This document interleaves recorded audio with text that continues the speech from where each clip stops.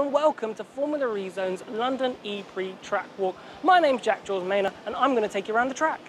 Right, we have arrived at turn 1 and it is a really tight left-hand corner which they're going to have to really squeeze around, and then it's not long until they get to the apex of turn 2, which is again is a right-hander. You've got the wall right here.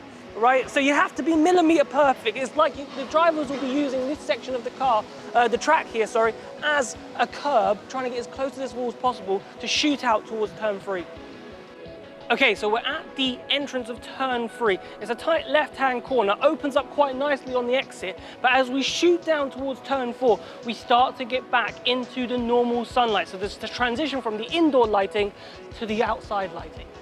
Right, we've now come to turn 5. We're in the daylight again, but the interesting thing about the exit of turn 5, it goes straight into a really steep downhill section, and it's going to be really interesting to see what the teams can do under braking here, because obviously I think they'll probably be lifting and coasting, but if you're attacking a lap on qualifying, very quickly you could find yourself locking up into the tight left-hander of turn 6. So now we come into the tight complex of turn 6 and turn 7. No curb here, so the drivers will be getting right up and close to this wall as they try and shoot and straight line it as much as possible to that turn 7 curb, and then they'll have to turn the car quite aggressively to get out and straight towards the Custom House train station. So we're at the entrance of turn 9. After that critical section of turn 6, 7 and 8, we come to this corner. Now this corner is super important because it leads on to a massive long straight to the new complex at turn 10, 11 and 12. We've arrived at the newly profiled turn 10, once a hairpin which Stoffel Van Dorn's title chances were basically ended last season as he was collided into. So instead of that, we've got a new, quite fast chicane actually. The drivers are going to be dabbing on the brakes quite late, and I can see them actually straight lining this chicane pretty quickly, probably reducing the chances of an overtake in the race. So here we are then at 12 and 13, and as you can see, the chicane here is probably not really going to promote much overtaking. It actually reminds me of the London Battersea chicanes that we had, which were really quick when the drivers really didn't get much chance to overtake at all. So it'll be really interesting to see in the race if there'll be any overtaking.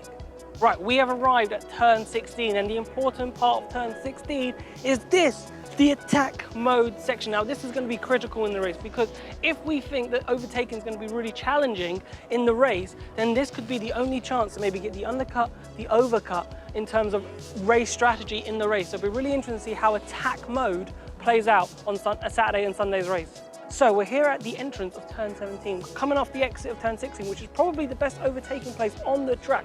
We come here, if you haven't quite finished your move, a bit like Sete Camara and Lucas Di Grassi last year, you can try and finish it here. Obviously, those two collided last year, but there is enough space just to try and squeeze two cars round this ever-growing left-hander. Right, we're now at turn 18. After turn 17, we've got this really quick right hand. You've got to get it right because you've got to set the car up perfectly for turn 19, which is a quick chicane which leads up to the ramp section.